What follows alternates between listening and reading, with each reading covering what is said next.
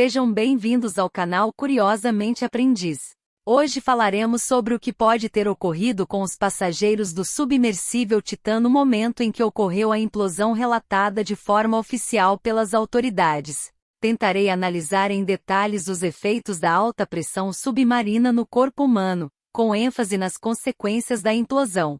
Com base em estudos científicos e dados técnicos, tentaremos compreender os impactos fisiológicos e as possíveis lesões que podem ocorrer nessas circunstâncias extremas. Quando um submarino atinge sua profundidade de implosão, as consequências são fatais. Existem duas profundidades críticas para a compressão subaquática: a profundidade em que os engenheiros afirmam ser o limite para o mergulho e a profundidade em que um submarino de fato implode. No caso do submersível Titã da OceanGate, a profundidade limite em que ele não poderia mais resistir à pressão era de 4.000 metros. No entanto, agora sabemos que ele foi destruído antes de atingir tal profundidade. Na verdade, a profundidade máxima em que poderia ter mergulhado era de 3.800 metros. Existem várias hipóteses sobre por que o submarino não resistiu desta vez, mesmo tendo feito várias viagens aos destroços do Titanic sem falhas técnicas. A que tem mais apoio e credibilidade é a do diretor James Cameron, conhecido por Titanic e Avatar, que projetou seu próprio submarino com a ajuda de engenheiros australianos e detém o recorde do mergulho mais profundo na Fossa das Marianas, o ponto mais profundo do oceano, a cerca de 11.000 metros. Além de ele ter descido aos destroços do Titanic mais de 30 vezes. Segundo Cameron e confirmado pelo Bureau de Regulação de Submersíveis, a fibra de carbono usada na construção da carcaça do Titã não possuía as características necessárias. Teria que haver características para suportar milhares de libras de pressão por polegada quadrada, não importando o quão espesso era.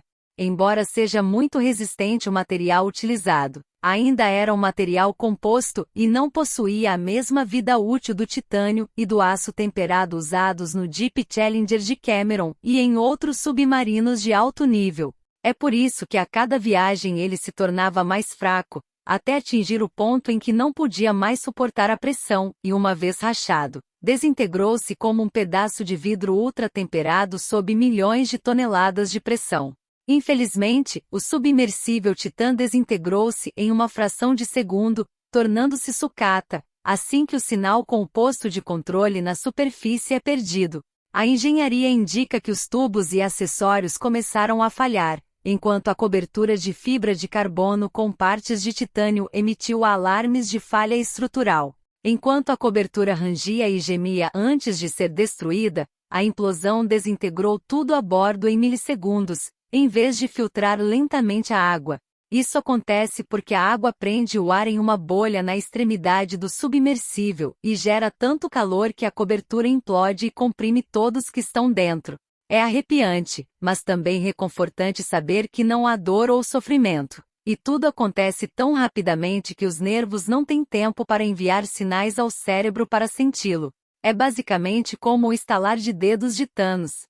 Analisada a implosão sob o aspecto do próprio submersível, passo agora a analisar a implosão sob o aspecto dos ocupantes. Quando um submarino sofre uma implosão em grandes profundidades, as forças geradas podem ter sérias consequências para as pessoas a bordo. Durante uma implosão, a pressão externa aumenta drasticamente, causando um rápido colapso estrutural da embarcação. Essa mudança súbita na pressão afeta diretamente o corpo humano de diversas maneiras, podendo ser irreversíveis. Durante uma implosão submarina, uma série de eventos extremos e potencialmente letais ocorre no corpo humano devido às mudanças repentinas de pressão e às forças destrutivas envolvidas. Contudo, é importante ressaltar que os detalhes precisos dessas alterações podem variar dependendo de inúmeros fatores, como a profundidade, o tempo de exposição e as condições específicas do evento. As informações a seguir fornecem uma visão geral das possíveis alterações e seus efeitos durante uma implosão submarina, o que pode ter acontecido no submersível Titã. Para facilitar a visualização, optei em fazer uma espécie de cronograma, dividido em momentos temporais, do que poderia ter ocorrido. Começando. Primeiro, início da implosão. À medida que o casco do submarino começa a ceder às forças externas de alta pressão, a compressão sobre o corpo humano se intensifica rapidamente. Os órgãos internos, tecidos e sistemas corporais são submetidos a uma compressão extrema, levando a um aumento significativo na pressão interna. Segundo, colapso pulmonar. A rápida compressão do ar nos pulmões pode levar ao colapso pulmonar, resultando em dificuldade respiratória aguda. A falta de oxigênio disponível e a diminuição da capacidade pulmonar contribuem para a rápida deterioração da função respiratória. Terceiro, barotrauma. A diferença súbita de pressão interna e externa pode causar barotrauma, resultando em lesões nos ouvidos, seios da face e outros espaços aéreos do corpo. Em resumo, barotrauma pulmonar é a lesão tecidual causada por uma alteração relacionada com a pressão do volume de ar de um compartimento no corpo. Os fatores que aumentam o risco de barotrauma pulmonar são certos comportamentos. Por exemplo, a subida rápida, prender a respiração, respirar ar comprimido e doenças pulmonares. Isso pode levar a dor intensa, danos nos tecidos e potencialmente a rupturas nos órgãos internos. Quarto, embolia gasosa. Durante a rápida descompressão, o gás presente nos tecidos corporais pode se expandir e formar bolhas. Essas bolhas de gás podem obstruir os vasos sanguíneos, causando embolia gasosa, que pode resultar em danos aos órgãos vitais, como o cérebro, o coração e os pulmões. Quinto, lesões por impacto. O colapso repentino do submarino pode causar impactos e lesões traumáticas no corpo humano. Os ocupantes podem ser arremessados violentamente dentro do submarino ou esmagados pela estrutura em colapso, resultando em danos graves nos tecidos, órgãos e ossos. Sexto, danos neurológicos. A rápida descompressão e a formação de bolhas de gás nos tecidos podem levar a danos no sistema nervoso central. Isso pode resultar em acidente vascular cerebral, lesões cerebrais irreversíveis e outros distúrbios neurológicos graves. Por fim, sétimo, hipóxia e perecimento. A falta de oxigênio devido ao colapso pulmonar e à obstrução dos vasos sanguíneos pode levar à hipóxia, uma condição em que os órgãos vitais não recebem oxigênio suficiente para funcionar adequadamente. A combinação de múltiplos fatores como falta de oxigênio, lesões graves e colapso dos sistemas corporais, pode levar à morte dos ocupantes do submarino. Mas e com relação aos restos dos passageiros? Seria possível as suas localizações? Vejo e leio várias pessoas fazendo esses questionamentos. E sempre me deparo com respostas dizendo simplesmente que os restos não serão encontrados. Entretanto, não dizem o porquê dessa afirmação categórica, deixando os telespectadores e leitores sem uma informação mais completa. Para tentar trazer um conteúdo mais abrangente, vamos fazer uma construção mental. Considerando a existência de 5 pessoas a bordo do submersível, vamos supor que cada uma pesasse 80 quilos. Isso significa que haverá cerca de pelo menos 400 quilos que precisam ir para algum lugar. Então, por que dizem que não vão encontrá-los? Porque devemos considerar o cozimento. Pois o submarino, com a sua implosão, produziu uma bolha de ar gigante em seu interior. A pressão comprime o ar e quando isso acontece, ele aquece até cerca da temperatura do Sol, próximo de 5.000 graus Celsius. O tempo de exposição não é suficiente para derreter metal e outros materiais, mas qualquer ser vivo seria imediatamente reduzido a uma pasta e expelido a uma velocidade extremamente alta, tornando-se disponível como alimento para outros seres vivos.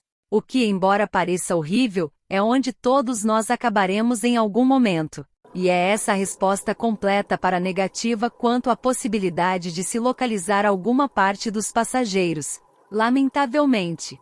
Portanto, à luz de todo esse quadro, revela-se ainda mais crucial que submarinos sejam projetados e construídos com uma estrutura capaz de resistir às pressões extremas proporcionadas pelas grandes profundidades. Além disso, protocolos de segurança adequados, incluindo procedimentos de descompressão controlada, são essenciais para garantir a sobrevivência dos tripulantes em caso de emergências submarinas. Esse vídeo visou fornecer uma compreensão um pouco mais profunda dos efeitos da alta pressão submarina no submersível e no corpo humano, destacando as implicações críticas de uma implosão submarina. Objetivei ilustrar o que os ocupantes do submersível Titã poderia ter vivenciado em seus últimos milissegundos de vida. Lembro a você que os ocupantes do submersível Titã sequer tiveram tempo para sentir ou mesmo tentar evitar todo o ocorrido. A anatomia por trás disso é que leva tempo para que informações como a dor sejam transmitidas pelos nervos ao cérebro e processadas. No caso da dor, leva cerca de 100 milissegundos, o que é 99 milissegundos a mais do que a implosão levou. O incrível é que leva 13 milissegundos para processar imagens visuais, o que significa que todos desapareceram antes até mesmo de perceberem o que viram. O exemplo trágico fornecido pelo Titã nos revela o quão perigoso é o fundo do mar, especialmente em suas zonas mais abissais. Chegamos ao fim do vídeo de hoje. Espero ter contribuído de alguma forma para aumentar o seu conhecimento. Por favor, se ficou até aqui, deixe o seu like, comente, compartilhe esse vídeo com algum amigo que se interesse por esse tema e, se possível, se inscreva no meu pequeno canal.